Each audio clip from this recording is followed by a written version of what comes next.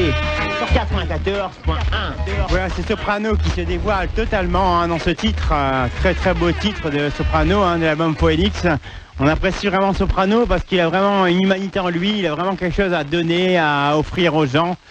Il faut savoir que Soprano a fait plusieurs jurys dans des émissions différentes. Et c'est vraiment un bon conseil pour les jeunes. On va s'écouter Ice-Cream qui a réussi à passer un concours là-bas à Brazzaville, au Congo Brazzaville. Il a réussi à gagner. J'étais bien content pour lui, c'est un ami à moi. Et je voulais vous passer son titre Penzi. Qui vient d'Afrique, qui a été enregistré dans un studio africain. C'est pas le son de la musique française, mais ça reste un bon son quand même, la musique africaine. Donc Penzi de X-Cream, voilà, hommage à lui, et il se reconnaîtra de la part de Max. C'est parti mon kiki, X-Cream baby.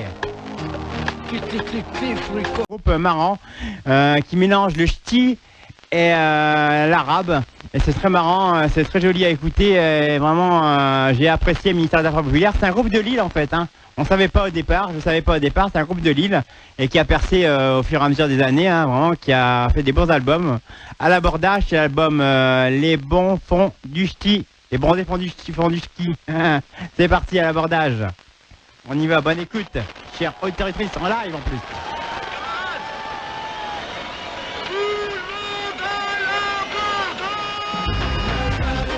Reprendront leur fil normal une fois la situation redevenue normale. On parle de la saison Tous Connectés dans Résonance. Résonance, l'écho de l'actualité régionale.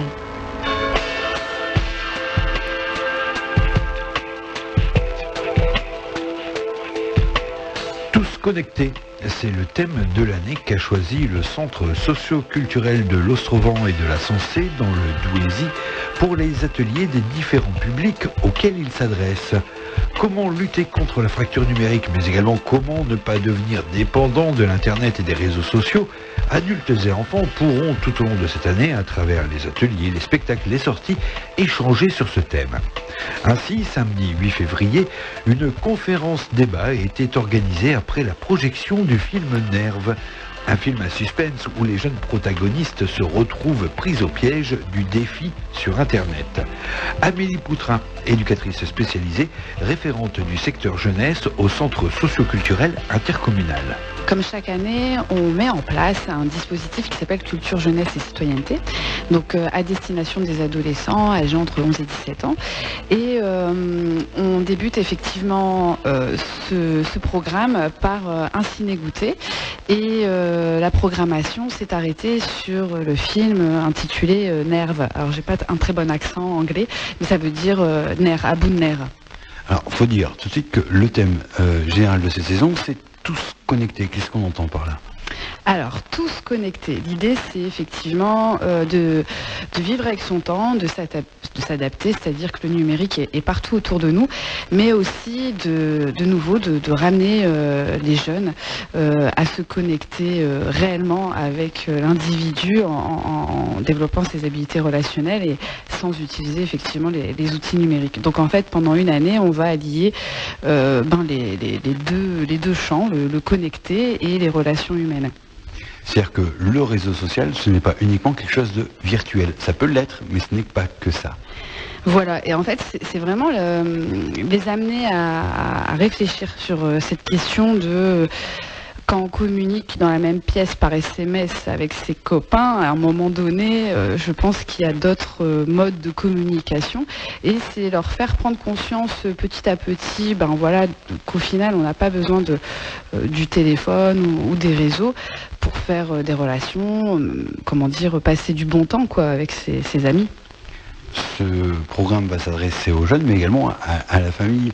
Par exemple, on se pose parfois la question, est-ce que je dois être dans le réseau du média social, Snapchat, Instagram, Facebook de mon enfant? Vous allez vous poser ces questions-là? Tout à fait. Alors ça a déjà un peu émergé. On a eu la chance de mener un projet avec des parents et des ados qu'on a appelé Parents ados mode d'emploi. Et les premières questions qui ont émergé étaient sur l'utilisation du téléphone, les jeux en ligne. Et les parents avaient vraiment un tas de questions et l'idée c'est de pouvoir effectivement apporter des réponses avec des spécialistes, des questions autour de café des parents. Mais aussi avec certains vecteurs aussi un peu plus ludiques, c'est de par exemple organiser une après-midi jeux vidéo, mais les jeux vintage, alors Atari pour ceux qui connaissent, donc il y en a d'autres, la NES, et également du coup après effectivement la PS4, la Nintendo Switch, etc. Et du coup créer un échange. Les parents qui expliquent le mode d'emploi de leur version, vintage, on va l'appeler comme ça, et les jeunes, la version actuelle, moderne, comment on y joue quoi. On a l'impression très vite d'être des parents entièrement dépassés, parfois, et même si on est de jeunes parents. Tout à fait. En fait, c'est pas, je dirais pas dépasser, c'est à un moment donné prendre le temps de comprendre comment ça marche, parce qu'on s'en éloigné. Et par exemple, l'application Snapchat, en soi, je veux dire, c'est vrai qu'on a un adulte, l'intérêt, d'envoyer des messages éphémères, des filtres, etc. On n'est pas c'est pas notre priorité, on va dire ça comme ça. Et effectivement, du coup, on s'en intéresse pas et du coup, l'inconnu fait peur. Et encore une fois, on va préférer être dans l'interdiction ou dans la libre, on va dire, adhésion de l'outil et avec tous les risques que ça encourt derrière. Parce que les risques, ça aussi, vous allez les évoquer. Il y a tout le volet prévention, dédramatisation, mais également prévention. C'est ça. En fait, l'idée, c'est d'avoir tous, à un moment donné, la possibilité de comprendre tous ces outils qui nous entourent, en fait, et d'avoir une sorte de notice, de pouvoir les maîtriser. Et puis, tout doucement, du coup, accompagner son ado ou même son enfant, c'est-à-dire un enfant scolarisé en primaire, à l'utilisation. Donc, c'est-à-dire à paramétrer, tout simplement, à faire avec. Et à partir de là, j'ai envie de vous dire, c'est une affaire qui roule, Dans votre travail d'éducatrice spécialisée auprès de ce public, ça a changé quelque chose, l'arrivée de ces nouveaux médias? Alors oui, complètement. Je veux dire, j'ai été diplômée un certain nombre d'années où effectivement Du temps du Minitel? Ouais, presque. On en était là. Et donc forcément, il faut se former. C'est-à-dire qu'à une époque, je prenais, alors pas forcément plaisir, mais à écouter pour être un petit peu au fait de l'actualité musicale. Alors après, ça plaît pas, c'est notre question, mais pour forcément raccrocher sur des sujets avec les jeunes. À l'heure d'aujourd'hui, c'est eux qui me raccrochent, c'est-à-dire que quand on passe des moments informels sur le temps du midi, ils vont me montrer un tas de vidéos, de tutos sur YouTube, me faire découvrir des personnages, souvent des youtubeurs, donc des gens qui n'étaient personne le lundi, qui sont devenus très populaires le vendredi, et tous ces modèles-là, et toutes les questions derrière aussi, d'actualité qui peuvent circuler sur les différents réseaux, le mode de communication. Donc en fait, maintenant, ma source, c'est directement les ados, et j'apprends avec eux. C'est eux qui me forment. Aujourd'hui, la donne est inversée. Et aujourd'hui, donc, projection du film Nerve qui parle un petit peu de défis sur Internet avec un film à suspense. Ça compte parce que la forme également. Et vous avez invité la section prévention de la gendarmerie. Aujourd'hui, ils sont présents pour pouvoir apporter des éléments de réponse aussi sur ou définir déjà ce que c'est le cyberharcèlement. Est-ce qu'il y a des peines quand on est auteur? On ne se rend même pas compte parfois qu'on peut être aussi harceleur à travers les médias. Et puis au-delà de ça aussi, un peu ce qui fait un peu plus peur et qui est quand même très isolé, mais effectivement qui se cache derrière tel profil, etc. C'est-à-dire comment on paramètre un compte.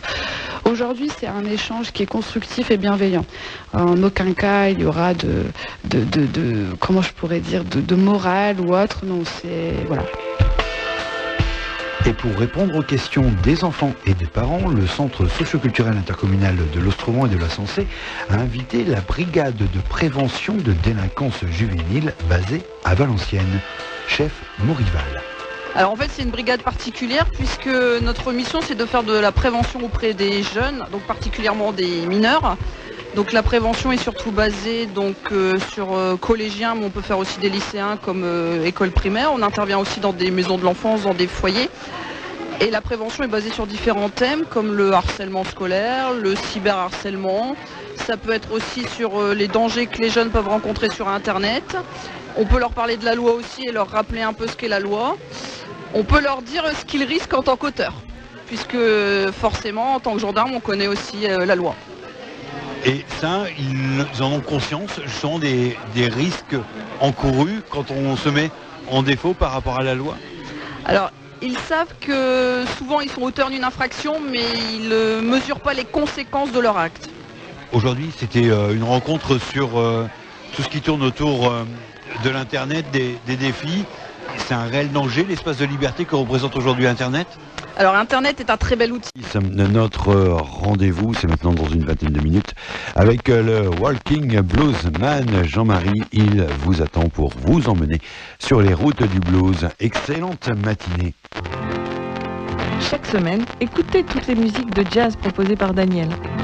De Coltrane à Ella, de Didi à Parker, de Davis à Blackie et de beaucoup d'autres plus ou moins connus. Rendez-vous le vendredi à 20h, le mardi à 10h10, le dimanche à 21h sur le 94.1 FM et sur radioscarpsensé.com.